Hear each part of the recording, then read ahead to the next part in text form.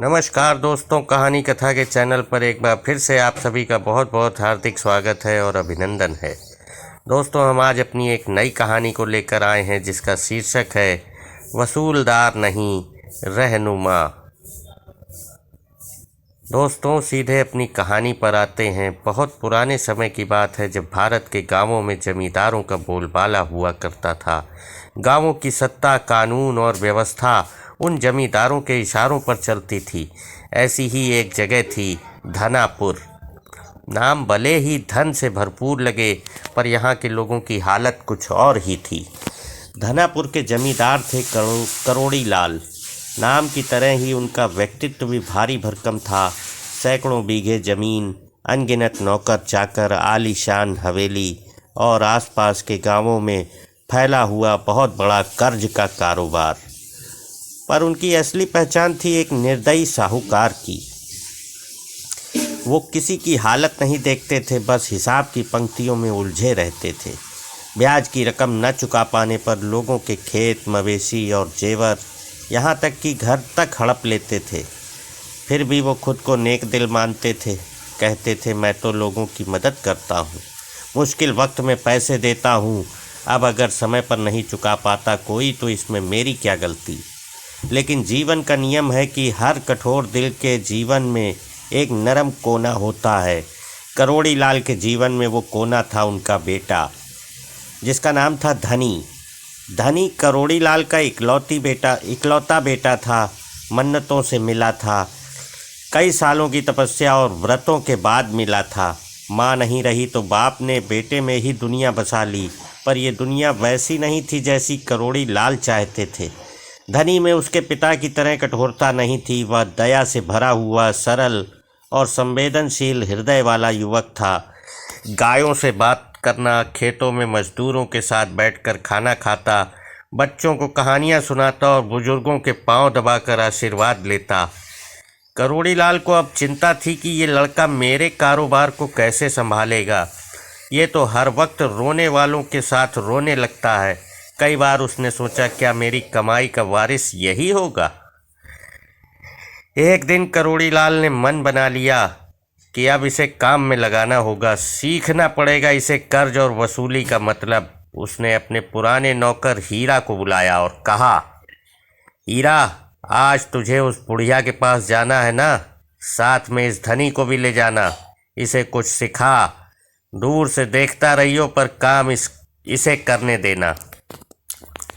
हीरा बहुत सहमा, पर सेठ का आदेश टालना मुमकिन नहीं था। सुबह सुबह धूप निकलते ही वह धनी को लेकर चल पड़ा। करीब 1 घंटे की पैदल यात्रा के बाद वे एक जर्जर सी कुटिया के सामने पहुँचे। हीरा ने दूर से इशारा किया, यही है सावित्री अम्मा का घर। जा बेटा, आज तुझ पर सेठ जी की पहली नज़र है। धनी ने सामने देखा, टूटी हुई छत, दरवाजे की जगह लकड़ी का टुकड़ा, आंगन में सूखे पत्तों का ढेर। मन में विचार आया, यहाँ से क्या वसूल करना है। वो धीरे से दरवाजे पर पहुँचा और खटखटाया। अंदर से एक कमज़ोर झुकी हुई बुजुर्ग महिला निकली। कौन है बेटा? मैं करोड़ी लाल का बेटा हूँ, धनी। अरे बेटा धनी, तू तो बड़ा हो गया। तेरी माँ के समय में तुझे गोदी में खिलाया है मैंने। अंदर आ बेटा, बैठ। बड़ी दूर से आया है, थक गया होगा। धनी को उसने एक टूटी सी चौकी पर बैठाया और बोली, रुक, तेरे लिए कुछ लाती हूँ। अम्मा रहने दो, कुछ ज़रूरत नहीं है, धनी ने बड़ी विनम्रता से कहा। नहीं बेटा, तू पहली बार आया है, कुछ तो लेना ही होगा। अम्मा अंदर गई। एक पुराने बर्तन में थोड़ा सा दूध था, वही उसने गर्म किया। इधर वो धनी से बातें करती रही। बेटा, तेरे पिताजी तो बहुत बड़े आदमी हैं, मदद तो बहुत की उन्होंने, पर अब वक्त का तगाजा है। तेरे जैसे बेटे को देखकर अच्छा लगता है। धनी मुस्कुराया। तभी अम्मा ने गिलास में दूध निकाला और उसे दिया। उसने जैसे ही देखा उसमें मक्खी तैर रही थी। वो बोला, अम्मा, इसमें तो मक्खी गिर गई। अम्मा लजाई, शर्मा गई, बोली, अरे बेटा, अब इस उम्र में आंखें कहाँ साथ देती हैं, रुक, दूसरा लाती हूँ। अम्मा बाहर गई दूध लेने। शायद पड़ोसियों से, पर हर दरवाज़ा बंद। जिससे उम्मीद थी वो घर नहीं थे, जो होते थे वो मना कर देते थे। कुछ देर बाद अम्मा वापस लौटी, चेहरे पर थकावट और आंखों में चिंता। बोली, बेटा जा रही थी कि कुछ दूध ला सकूं, पर कोई मिला ही नहीं। छोड़, तू जिसके लिए आया है वो लेते जा। वो अंदर गई और एक पुराना मगर साफ सुथरा चांदी का कड़ा लाई। बोली, ये लो बेटा, यही है मेरे पास। तेरे पिताजी से कहना अम्मा अब यही दे सकती है। ये मेरे बेटे की आखिरी निशानी थी। अब जब वो ही नहीं रहा तो इसका क्या करूँगी। धनी की आंखें भर आईं। अम्मा आगे बोली, उसके इलाज में सारा पैसा लग गया।